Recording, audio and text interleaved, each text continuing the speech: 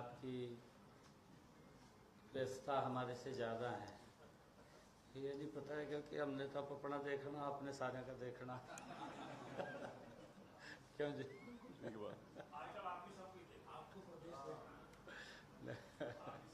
पवन जी, कार्यक्रम था, उसके लिए मैं क्षमा भी चाहता हूँ। आज का मित्र जो विषय है, कल जो एपिसोड भारत के लोकतंत्र के मंदिर में जो नए नए विपक्ष के नेता बने हैं, उनके द्वारा जिस प्रकार का देश के अंदर एक बहुत बड़े वर्ग को अपमानित करने का काम किया है,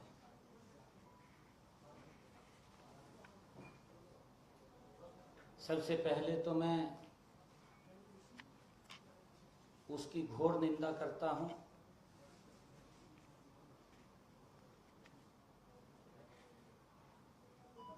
और जिस प्रकार का उसका व्यवहार विपक्ष की भूमिका जो होनी चाहिए,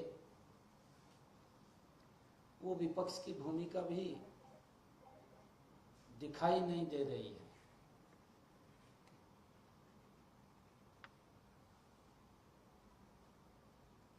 राहुल गांधी ने जिस प्रकार से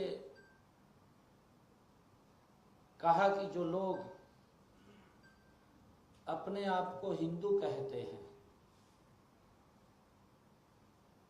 वो सदा हिंसा, असत्य और नफरत फैलाने का उन्होंने आरोप लगाया है, दुर्भाग्यपूर्ण है।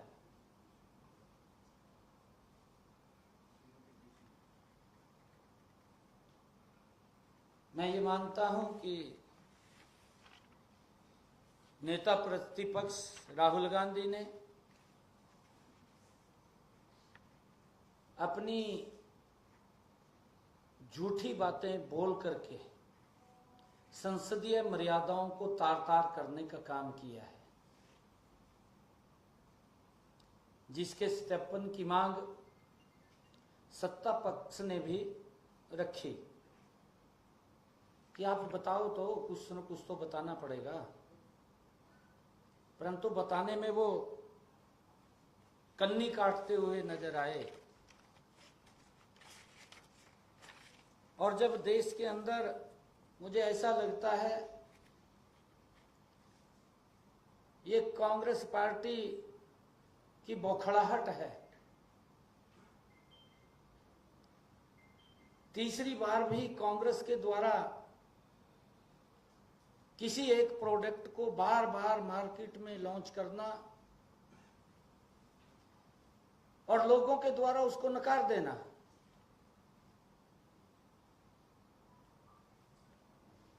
क्योंकि कई ऑर्गेनिक प्रोडक्ट होते हैं, ऑर्गेनिक प्रोडक्ट को लोग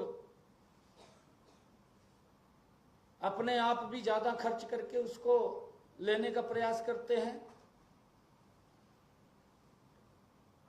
परंतु कुछ प्रोडक्ट ऐसे होते हैं जिसके अंदर जो बहुत ज्यादा खाद का, दवाई का मिश्रण होता है, लोग उसको नहीं लेते हैं। और मुझे वो इसके अंदर दिखाई दे रहा है कि कांग्रेस द्वारा उसको बार बार लॉन्च करना और इन हरकतों से लोग देखते भी हैं, समझते भी हैं, उसको नकार देना, ये उसकी फ्रस्ट्रेशन है अंदर की। ये देश के लोगों के प्रति उन्होंने जो जहर उगला है, जिस प्रकार की बातें बोली हैं, उसने निसंकोच देश से माफी मांगनी चाहिए, कांग्रेस पार्टी ने भी माफी मांगनी चाहिए और अपनी गलती का उसे एहसास होना चाहिए। लोकसभा में महामहिम राष्ट्रपति के अभिभाषण पर चर्चा हो रही थी। राहुल गांधी ने उस बाबत औपचारिकता वंश भी एक शब्द नहीं कहा, एक शब्द भी नहीं बोला। महामहिम राष्ट्रपति कोई डॉक्यूमेंट रखते हैं, कोई उनका विजन होता है, सरकार की दूरदर्शिता होती है कि सरकार ने क्या काम किए हैं, उसके ऊपर उसका एक डॉक्यूमेंट विजन होता है। एक शब्द भी उसने नहीं बोला। सदन में राहुल गांधी ने केवल और केवल झूठ ही बोला, जितनी देर भी खड़े रहे, झूठ से सिवाय कुछ नहीं बोला। कांग्रेस के नेताओं को मैं कहना चाहूंगा कि राहुल गांधी का ज्ञानवर्धन करना चाहिए, समझाना चाहिए कि भारत की संसदीय गरिमा को कम न करें। उनके नेताओं को उसको जरूर समझाना चाहिए। कांग्रेस के इस युवराज ने अपने भाषण में न केवल हिंदुओं को घोर अपमान किया, हिंदुओं को हिंसक, नफरती और झूठा बताया, बल्कि अग्निवीर, किसान, अयोध्या, माइक सब पर झूठ और केवल झूठ बोला। राहुल गांधी को अविलंब हिंदुओं का अपमान करने के लिए, सदन में झूठा बयानबाजी करने के लिए देश की जनता से अविलंब माफी मांगनी चाहिए। पूरी कांग्रेस पार्टी को माफी मांगनी चाहिए।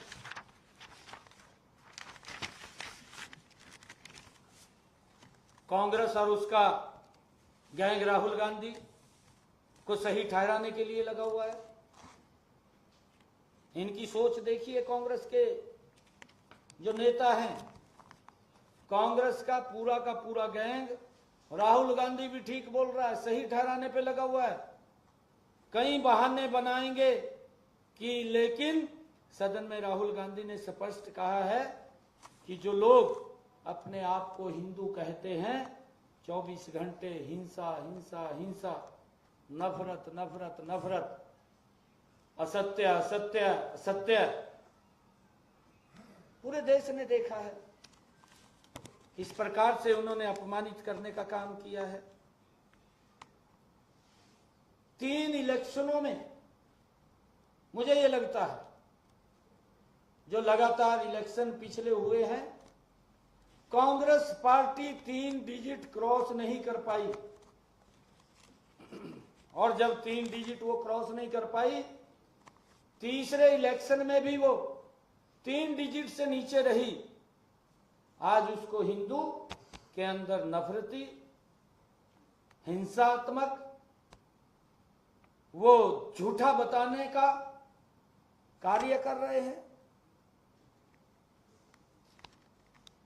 सच्चाई सबको पता है। आज ये इस प्रकार की जो बात बोल रहे हैं, ये कांग्रेस के युवराज को अपने पूर्वजों का कार्यकाल ध्यान नहीं है। 1984 के दंगों में ये कांग्रेस पार्टी ने क्या हाल किया, सरेआम कत्लेआम किया। वो भूल गए उस नफरत को जो फैलाने का काम कांग्रेस ने किया। कश्मीर घाटी के अंदर जो हमारी वहां के कश्मीरी पंडित थे, कितना अत्याचार किया। कांग्रेस ने काली पट्टी बांध रखी थी, सत्ता में थी,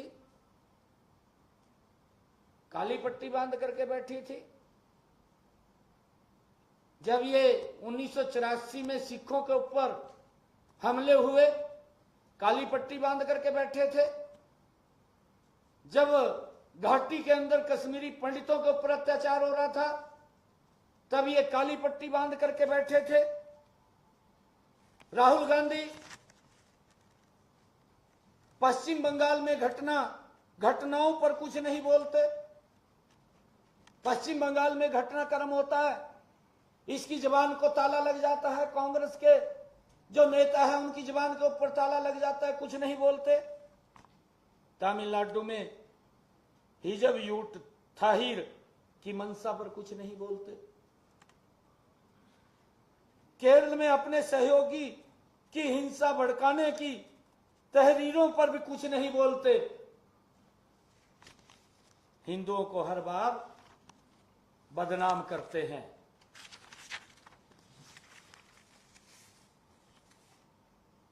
इनका जो चरित्र रहा है, ये इस प्रकार के लोग हैं जो ये बोलते थे, इन्हीं के नेता बोलते थे, इनके सहयोगी दल बोलते थे, न राम हुए न रामायण हुई।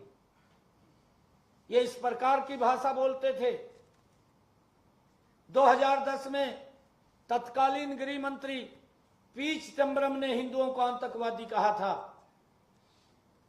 ये राहुल गांधी भूल गया क्या? इसके सहयोगी भूल गए क्या?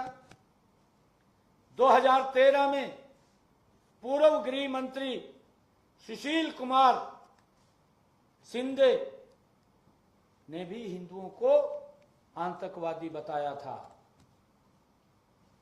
ये इनका डीएनए है, ये कांग्रेस का डीएनए है।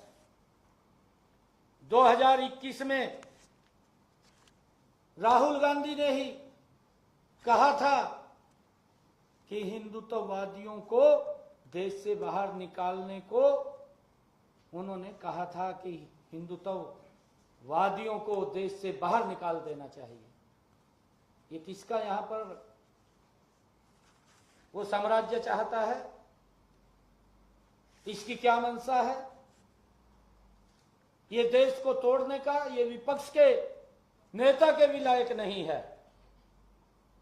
देश को तोड़ने की बात, देश को कमजोर करने की बात,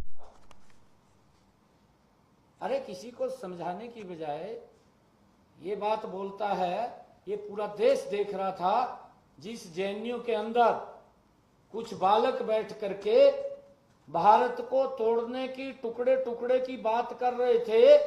ये वही तो राहुल गांधी है जो उनके बीच में बैठ करके उनको समर्थन देने की बात कर रहा था। ये देश की गरिमा के भी ये खिलाफ, ये लोग देश को कमजोर करने के लिए भी अगर कोई कदम ये उठाएं, इनके अंदर बिल्कुल भी दया नहीं है।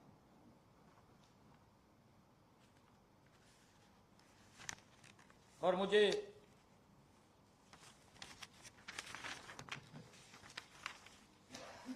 जब ये लोग सत्ता में थे, आपके पास सब चीजें थी, इनके पास सब चीजें थी, तब भी इन्होंने झूठ बोला और सदन के पटल पर अपनी गलती मानी। आज भी आप झूठ बोल रहे हैं। ये जब सत्ता के अंदर थे तब भी इन्होंने सदन के पटल पर झूठ बोल करके माफी मांगने का काम किया है। कर्नाटक में कांग्रेस के कार्यकारी अध्यक्ष जो इस समय पीडब्ल्यूडी मंत्री हैं, सतीश जार की होली भी हिंदू शब्द को गंदा बोल चुके हैं। इनकी भारत जोड़ो यात्रा में जॉर्ज पोन्नैया ने कहा था कि भारत की धरती को इतना अपवित्र मानता हूं कि मैं जूते पहनता हूं ताकि इसका स्पर्श न हो जाए। ये भारत जोड़ो यात्रा के अंदर जॉर्ज पोन्नैया जो इनको चलाने वाला है, उसकी ये मंशा थी। इनके गठबंधन के लोगों ने ही हिंदू धर्म के नाश और उसकी तुलना कोरोना वायरस के साथ की थी, जो इनके गठबंधन के घमंडिया गठबंधन के जो लोग हैं। इस बात को भी हमने समझना है। आज राहुल गांधी ने अभय मुद्रा की बात करते हुए लोकसभा के सदन में राहुल गांधी ने अभय मुद्रा की बात करते हुए इस्लाम में भी अभय मुद्रा बता दी, जबकि इस्लाम में कोई चित्र नहीं होता। तो उन्हें अभय मुद्रा कहां से दिख गई,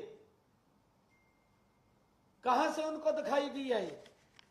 राहुल गांधी को कोई इल्म तो नहीं हुआ, या ऊपर से कोई फजल हुआ है कि उन्हें अभय मुद्रा दिखाई दी है?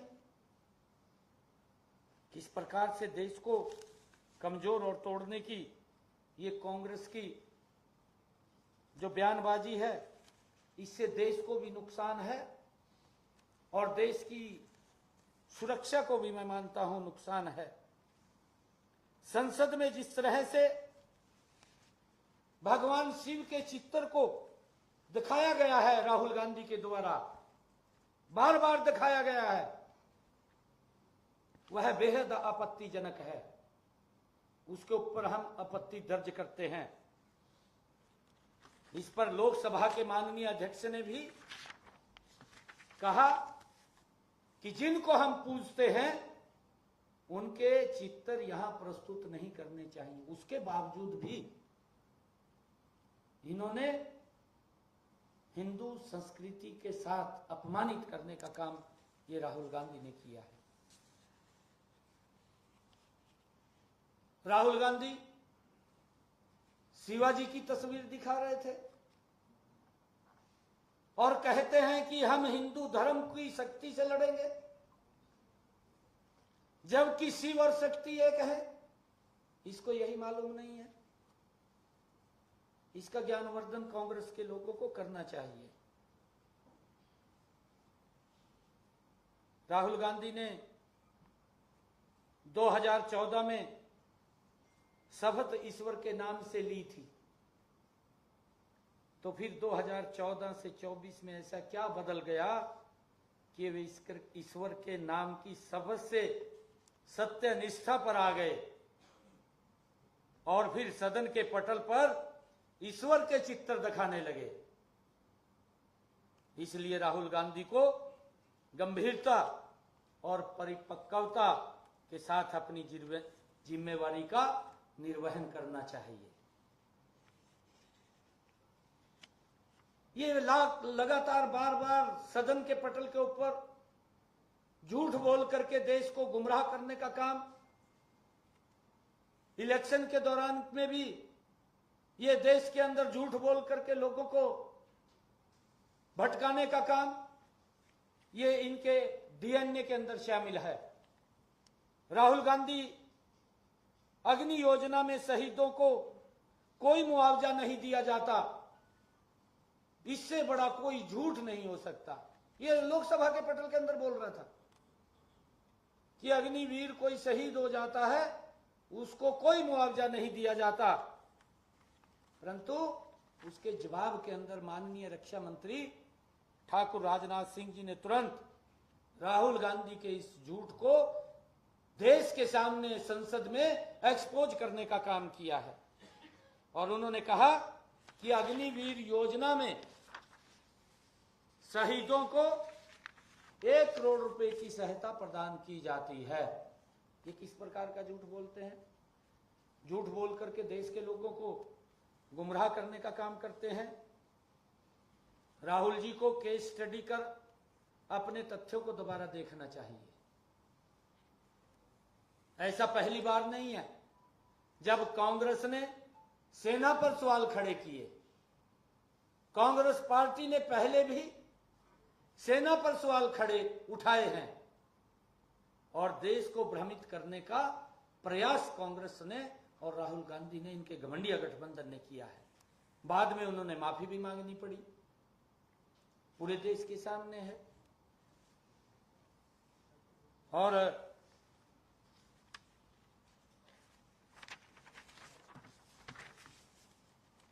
राहुल गांधी ने एक और झूठ बोला। ये बार बार झूठ बोलते हैं। किसानों को आतंकवादी बताने का झूठ राहुल गांधी ने लोकसभा के पटल के अंदर, राहुल गांधी ने कहा कि सरकार ने किसानों को आतंकवादी बताया। ये राहुल गांधी के बयान है। किस प्रकार का झूठ बोलते हैं? अरे किसान हमारी इस देश की आत्मा है, इस देश का पेट भरने का काम मेरा किसान करता है। मैं इस राहुल गांधी से पूछना चाहता हूं कि एक श्वेत पत्र जारी करके लोकसभा के पटल के अंदर बताए, देश को बताए कि मेरी पूर्वजों की सरकार 55 से 60 वर्ष तक इस देश के ऊपर एक छत्र शासन में रही है। कौन से उनके विकास के लिए, मजबूती के लिए, किसान के हित में कदम उठाए हैं, वो देश को बताने का काम करे। देश के अंदर गुमराह और झूठ बोलने का काम ना करे। राहुल गांधी के इस झूठ को तुरंत खुलासा हो गया और जब उससे प्रूफ मांगने की बात कही गई, आप सदन के पटल पर झूठी बातें नहीं कर सकते, आपको इस ऑथेंटिक करना होगा। इसको पूछा गया, परंतु किस प्रकार का झूठ बोल करके ये देश को गुमराह करते हैं। और यही कांग्रेस के, यही राहुल गांधी, ये घमंडिया गठबंधन के लोग कि सरकार किसानों को एमएसपी नहीं देती, एमएसपी बंद कर देगी। क्या क्या झूठ नहीं बोला, किस प्रकार से किसानों के अंदर इन्होंने झूठ फैलाने का काम किया है। राहुल गांधी के इस झूठ की पोल भी स्वयं कृषि मंत्री शिवराज सिंह चौहान ने वहीं सदन के पटल के ऊपर खोलने का काम किया कि ये गलत बयानबाजी कर रहे हैं। एमएसपी लगातार जारी है और जारी रहेगी। जितनी एमएसपी के ऊपर, चाहे धान है, गेहूं है, मोदी की सरकार ने खरीदने का काम किया है, ये भी बताएं कि हमने कितने किसान की धान को एमएसपी पर खरीदने का काम किया है। इस प्रकार का झूठ फैलाना बंद करें कांग्रेस के ये नेता। राहुल गांधी ने संवैधानिक पद पर भी, लोकसभा अध्यक्ष के पद पर भी गैर जिम्मेदाराना टिप्पणी की है, जो बहुत ही दुखद है। यह पहली बार नहीं हुआ है। राहुल गांधी ने प्रेस क्लब में भी स्वयं अपनी पार्टी की गठबंधन सरकार के पारित ऑर्डिनेंस की प्रति को फाड़ करके लोकसभा के अंदर फेंकने का काम किया था। तब भी इन्होंने उस पवित्र सदन को अपमानित करने का काम किया। यूपीए की सरकार के समय देश की संवैधानिक व्यवस्था को कांग्रेस की गैर संवैधानिक व्यवस्था नेशनल एडवाइजरी कमेटी के अध्यक्ष के रूप में सोनिया गांधी चलाती थी। ये जानता है ना पूरा देश, पूरा देश जानता है। प्रधानमंत्री कौन था, सुपर प्रधानमंत्री कौन था, ये पूरा का पूरा देश जानता है। कोई छुपा हुआ नहीं है इनके चरित्र से। कांग्रेस का चरित्र देश की संवैधानिक व्यवस्थाओं को कमजोर करने का रहा है। इंदिरा गांधी ने भी संसद, न्याय प्रणाली और नौकरशाही जैसी देश की संवैधानिक व्यवस्थाओं को कमजोर करने का कार्य किया है। क्योंकि मैंने कहा है कि इनके डीएनए के अंदर है। जो दादा काम कर रहा है, पोता भी उसी लाइन के ऊपर चल रहा है। और देश ने अब पोते के उस, जो इस देश को कमजोर करने वाली बयानबाजी है, उसको नकार दिया है। और उसके कारण ये फ्रस्ट्रेशन के अंदर है कि ये 3 डिजिट भी क्रॉस नहीं कर पाया और इस प्रकार के अनाप शनाप आरोप लगाने का काम ये कर रहा है। संसदीय गरिमा का भी अपमान किया है राहुल गांधी ने। 2004 से जब राहुल गांधी को कोई पद नहीं थे, उनके व्यवहार में नाटकीय और मजाक झलकता था। लेकिन आज राहुल गांधी लोकसभा के नेता प्रतिपक्ष हैं और एक संवैधानिक पद पर हैं।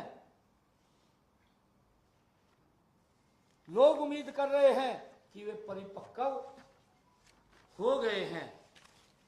अपने व्यवहार और आचरण में उनको अब बदलाव लाना चाहिए, क्योंकि वो विपक्ष के नेता हैं, वो इंडी गठबंधन के नेता हैं।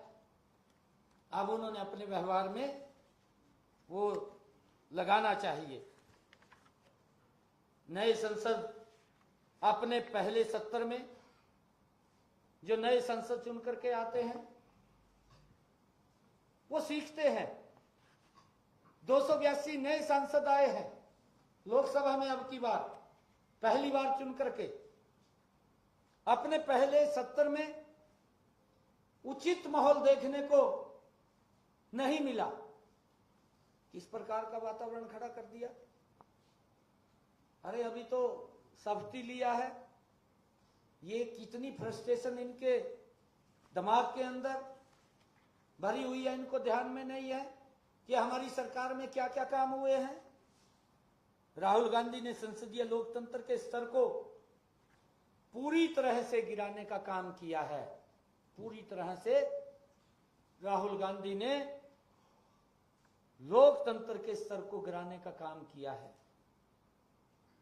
संसद की किसी नेता या परिवार से नहीं, अपितु व्यवहार से चलती है। ये परिवार से नहीं चलती। उसके दिमाग में शायद यही है कि मैं गांधी परिवार का हूं। ये परिवार से नहीं चलती, ये व्यवहार से चलती है। और मैं जो भी घटनाक्रम हुआ है तुरंत कांग्रेस और राहुल गांधी और जो घमंडिया गठबंधन के लोग उसका सहयोग कर रहे हैं, तुरंत माफी मांगनी चाहिए या उसका रास्ता देखना चाहिए। धन्यवाद आपका बहुत बहुत। एक एक करके सवाल लीजिएगा।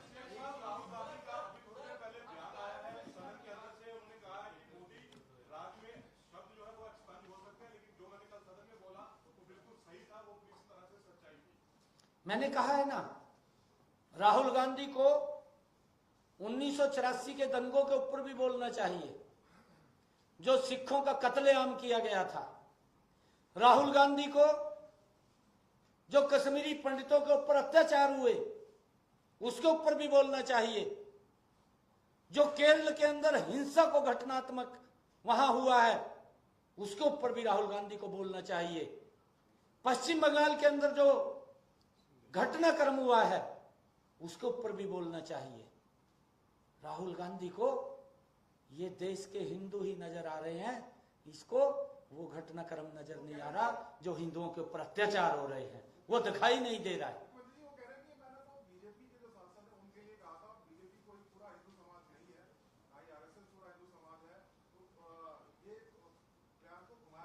जो उसने बयान कहा है वो आपने भी देखा है, पूरे देश ने देखा है। ये बयान पूरे देश ने देखा है।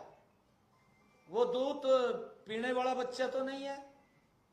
वो आज घमंडिया गठबंधन ने, इंडी गठबंधन ने विपक्ष का नेता बनाया है। एक संवैधानिक पद के ऊपर है, एक जिम्मेवार पद के ऊपर है। मैं क्या बोल रहा हूं, मैं क्या शब्द कह रहा हूं, मेरे मुख से जो शब्द निकलेगा वो देश को प्रभावित करने वाला शब्द होगा, वो समाज को दिशा देने वाला शब्द होगा। वो सोच करके बोलना चाहिए। बचपना नहीं है। हम तो ये मानते थे कि जब तक ये विपक्ष का नेता नहीं था, चलो बचपना है इसके अंदर, ये बचपने जैसी बातें करता है। परंतु अब ये एक संवैधानिक पद के ऊपर है, इसको तुरंत ही देश से माफी मांगनी चाहिए। देश के अंदर जिस प्रकार का इसने वातावरण खड़ा किया है, एक भय का वातावरण, देश को कमजोर करने का वातावरण खड़ा किया है, इसने निसंकोच आगे आकर के देश से माफी मांगनी चाहिए।